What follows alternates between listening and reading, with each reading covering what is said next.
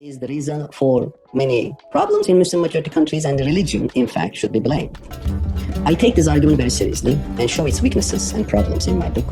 And in particular, aspect of the discussion is that between 8 to 12 centuries, Muslims were ahead of the rest of the world, including Western Europe, in terms of philosophy, in terms of science and economic development. Islam was perfectly compatible with intellectual and economic progress. And today,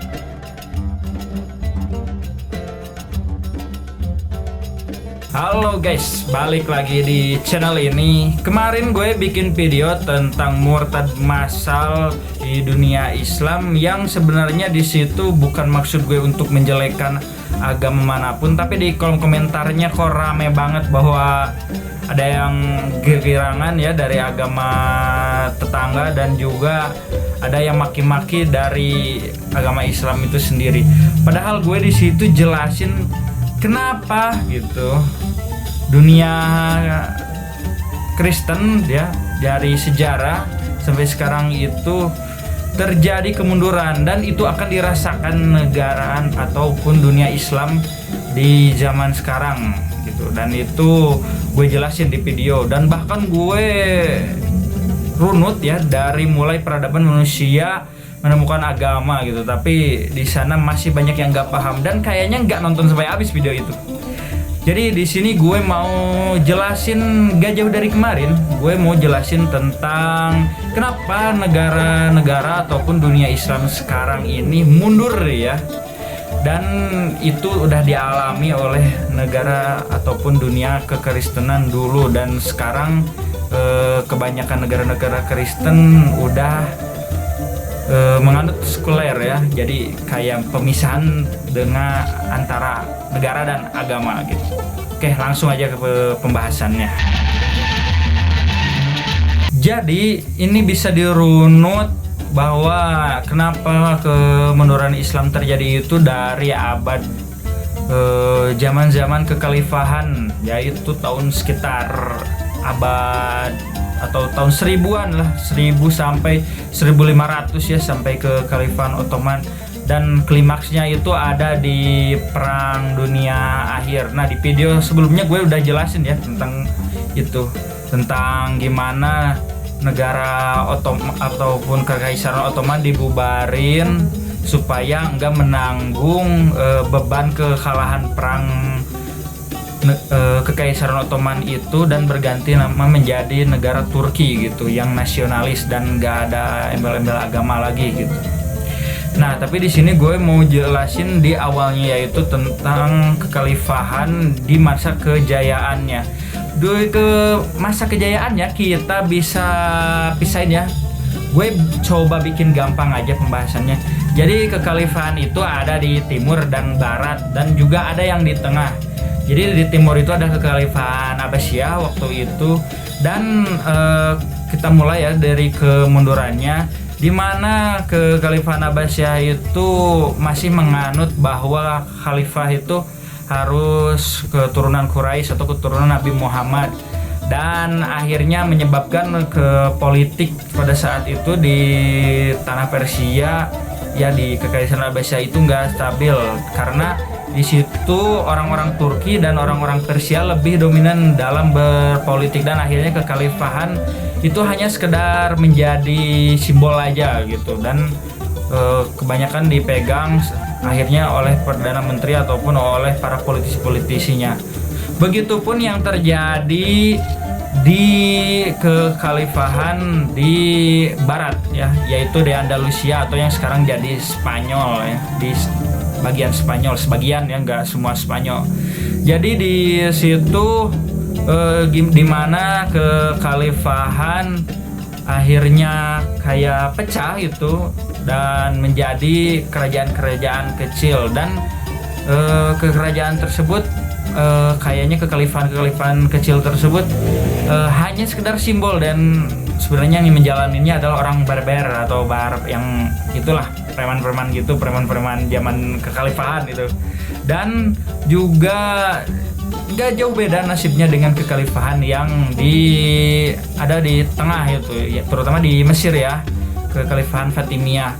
Jadi di situ juga ya ketidakstabilan politik, terutama karena kerajaan atau kekhalifahan tersebut banyak sekali khalifahnya atau politisnya itu malah terjerumus ke hedonisme gitu, dan akhirnya membuat aturan-aturan atau hukum-hukum yang mencederai mungkin agama Islamnya yang memang dianut oleh mereka.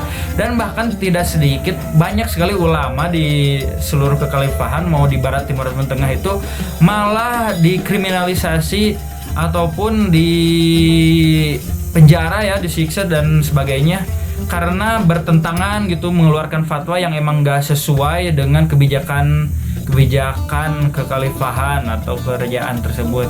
Dan ya gitulah, kayak istilahnya dizolimi gitu. Karena pada saat itu, saat kejayaan Islam, memang ulama-ulama yang mengkolaborasikan pemikiran-pemikirannya sendiri terhadap keilmuan agamanya maupun ulama-ulama rasional ya yang memang menjadi dominan, gimana kayak Ibnu Sina gitu, Ilmu Khaldun, dan yang nemuin aljabar gitu, terus ada di sana terciptanya musik gitu atau dan lain-lainnya di dunia Islam. Dan itu mungkin ada beberapa fatwa mungkin atau hukum-hukum yang memang bertentangan dengan kekhalifahan dan akhirnya ulamanya disingkirin gitu.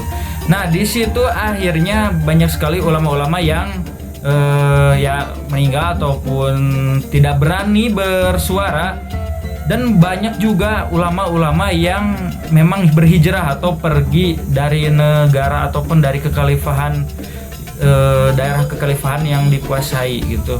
Dan akhirnya dunia Islam mengalami kemunduran karena pengambil kebijakan, mau contohnya kayak menteri-menterinya gitu, ataupun kepala desanya, ataupun bupati-bupatinya itu bukan orang yang berkompeten, karena orang yang berkompeten itu akhirnya pada keluar dari tanah tersebut karena takut istilahnya dizolimi oleh para kekhalifahan itu. Nah, di situ akhirnya mulailah kemunduran Islam sampai akhirnya kekhalifahan timur, barat maupun tengah itu runtuh dan diteruskan oleh kekhalifahan Seljuk ataupun Ottoman gitu. Dan di Ottoman pun meskipun ya secara politik mereka kuat dan kekaisarannya lumayan bisa disebut lama ya, dari sekitar abad 14 sampai awal abad 20-an, mereka secara ekonomi, secara politik dan pun secara pemikiran mereka sangat tertinggal oleh negara-negara barat yang di situ yang gue ceritain kemarin ya, mulai zaman Renaissance gitu. Jadi zamannya itu dimana mereka akhirnya bisa terlepas dari belenggu agama, dari belenggu gereja, dan bisa berpikir bebas dan mengembangkan ilmu pengetahuan yang memajukan negara mereka. Nah, di situ sebenarnya Ottoman sendiri tidak terlalu keras kepala mungkin kekhalifahan Ottoman itu, karena mereka banyak belajar dari kekalahan perang khususnya di Mina ya, oleh negara-negara Eropa gitu.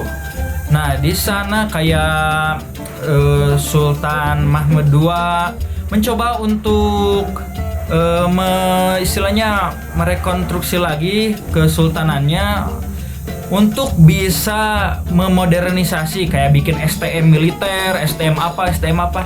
Cuma karena balik lagi karena pemikiran-pemikiran di abad pertengahan ulama ya yang kayak banyak istilahnya berkonflik gitu dengan kepentingan agama, kayak anti terhadap ilmu pengetahuan, anti terhadap toleransi, anti itulah. Dan akhirnya ya balik lagi konservatisme dan fundamentalisme menguasai gitu ke kesultanan tersebut. Dan sebenarnya di akhir jabatan Sultan Mehmed II ya, itu udah berhasil diremodernisasi, cuma nggak keburu karena keburu Perang Dunia ke-1 dan akhirnya kalah dan dilucutilah dan akhirnya berubah jadi negara Turki. Nah, dari situ sebenarnya pusat dari kekuasaan Islam itu masih terjaga di Timur Tengah sampai sekarang gitu. Tapi sifatnya mereka hanya mempertahankan kekuasaan dan tidak lagi bersifat ekspansi. Bahkan setelah Ottoman jatuh, negara-negara Islam pun akhirnya jatuh juga ke kolonialisme dan imperialisme negara-negara barat. Contohnya kayak Arab, Yaman, Qatar dan Palestina gitu jatuh ke Inggris, ke Prancis gitu. Dan mereka pun bisa merdeka hanya karena menjadi alat ataupun boneka negara-negara Eropa untuk bisa digunakan dalam Perang Dunia Kedua, jadi kayak politik militer gitu. Jadi untuk bisa menjatuhkan atau mengalahkan pertahanan lawan, jadi dimerdekakanlah negara-negara Arab mungkin biar negara-negara lawan itu daerah kekuasaannya berkurang gitu. Nah, dari situ singkat cerita akhirnya imperialisme dan kolonialisme itu semakin lemah. Nah, di situ negara-negara Arab masih dipimpin oleh raja-raja ya dan juga sultan-sultan. Namun akhirnya ada suatu kejadian yang menuntut tentang kebebasan dan demokrasi yang mungkin dalam singkat cerita tragedi di Tunisia ya, dan akhirnya mengakibatkan Arab Spring, yaitu kudeta. Jadi pemimpin-pemimpin yang otoriter digantikan oleh pemimpin-pemimpin yang tanda kutip demokratis, tapi kayaknya beberapa negara itu malah justru gagal gitu dalam mendemokrasikan negara Arab gitu. Nah, tapi meskipun arahnya ke situ, dari Ottoman tadi ya, peruntuhan Ottoman tadi sampai sekarang mau Arab Spring itu, negara-negara Arab tersebut masih banyak menganut konservatisme dan fundamentalisme, yaitu tadi warisan-warisan dari ulama-ulama dulu yang memang bisa tergabung ya mungkin dari mayoritas kalangan Sunni gitu. Karena pada saat itu, pada saat Khalifah Abbasiyah akhir ya yang mengarah ke Kesultanan Seljuk aja ribet banget, ke Kesultanan Seljuk kayak lebih mengutamakan pelarangan ilmu pengetahuan dan juga pengkafiran terhadap Syiah gitu. Nah, di sini akhirnya di negara modern Arab pun sekarang terjadi konflik Sunni dan Syiah tersebut yang masih awet gitu. Dan ya gitu, negaranya masih berjibaku gitu ya, masih berusaha untuk masyarakatnya untuk bisa mendemokrasikan negara mereka dan lebih ke keterbukaan, karena masih banyak pejabat-pejabatnya yang berpikir bahwa warisan dunia Islam itu ya waktu tahun segitu gitu, waktu tahun abad 11 sampai 15 itu, dan aturan-aturan dari ulama-ulama juga banyakan begitu. Dan ulama sekarang pun, modern sekarang pun jarang ada yang naik gitu. Jadi maksudnya jarang ada yang bisa diangkat menjadi patokan nasional ataupun patokan internasional ajaran Islam. Jadi umat Islam sekarang itu masih berpatok kepada ulama-ulama ataupun terutama di bidang ini ya kayak mazhab gitu, fikih dan sebagainya, itu masih menganut ke ulama-ulama tahun abad ke-10, 11, 12 dan paling mentok 15 gitu. Karena untuk bisa mengeluarkan kayak fatwa-fatwa gitu-gitu, di sana masih pendapat doktrin bahwa tidak boleh gitu. Dan kalau kita nggak berpegang kepada ulama-ulama zaman dulu, gimana kita mau sampai ke Nabi Muhammad gitu.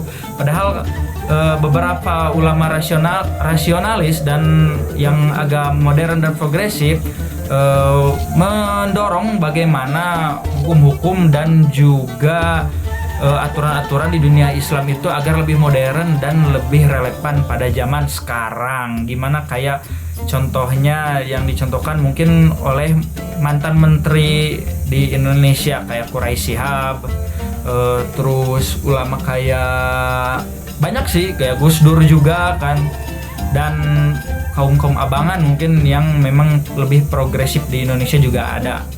Dan itu bahkan diakui dunia kayak Gus Dur juga, apalagi udah menjadi kepala negara ya. Nah, bisa kalian dapat gambarannya ya, gimana Islam akhirnya susah. Sebenarnya untuk sekarang ya banyak, bukan banyak sih, ada beberapa negara Arab yang memang mulai modernisasi negara mereka untuk bisa lebih maju, kayak yang udah kelihatan maju banget ya, kayak Qatar, kayak Abu Dhabi, Qatar Abu Dhabi sama ya? Uni Emirat Arab gitu, Qatar Uni Emirat Arab. Terus juga Arab Saudi yang memang mereka mungkin udah gak bisa ngandelin minyak, akhirnya fokus ke keterbukaan dan juga memperbaiki tempat-tempat kayak Mekah gitu biar wisatanya lebih tinggi. Dan juga pangeran Arab yang sekarang pun lebih memodernkan Arab Saudi ya. Pangeran yang ini nih gambarnya, lupa lagi gue namanya. Dia kayaknya lebih ini karena kemarin juga beberapa pangeran dia tangkap karena mungkin banyak merugikan keuangan kerajaan Arab mungkin.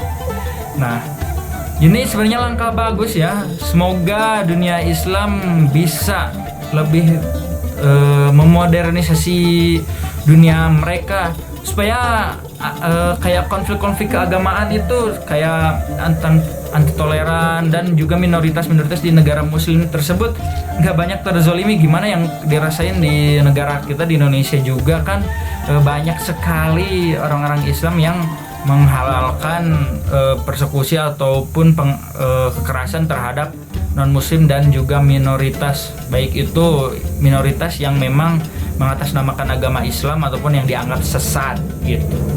Jadi biar pada damai lah gitu.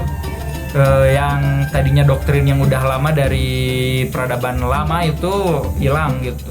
Meskipun mungkin ada beberapa yang harus dianut dan dipelajari, yaitu kita belajar sejarah biar tahu di mana kesalahannya dan di mana kebetulannya. Nggak ngambil 100% doktrin dari zaman dahulu yang memang membuat negara-negara Islam sekarang ya tertinggal gitu. Oke teman-teman, ini adalah mungkin bisa disebut kesotoyan gue ya. Maaf kalau mungkin banyak yang menyinggung atau kurang lebihnya. Karena di sini gue cuma pengen diskusi, mungkin ada salah atau kurang, yuk kita obrolin di bawah. Gue juga bakal balas kalau emang ngajak diskusinya benar gitu. Jangan sambil ngata-ngatain gitu.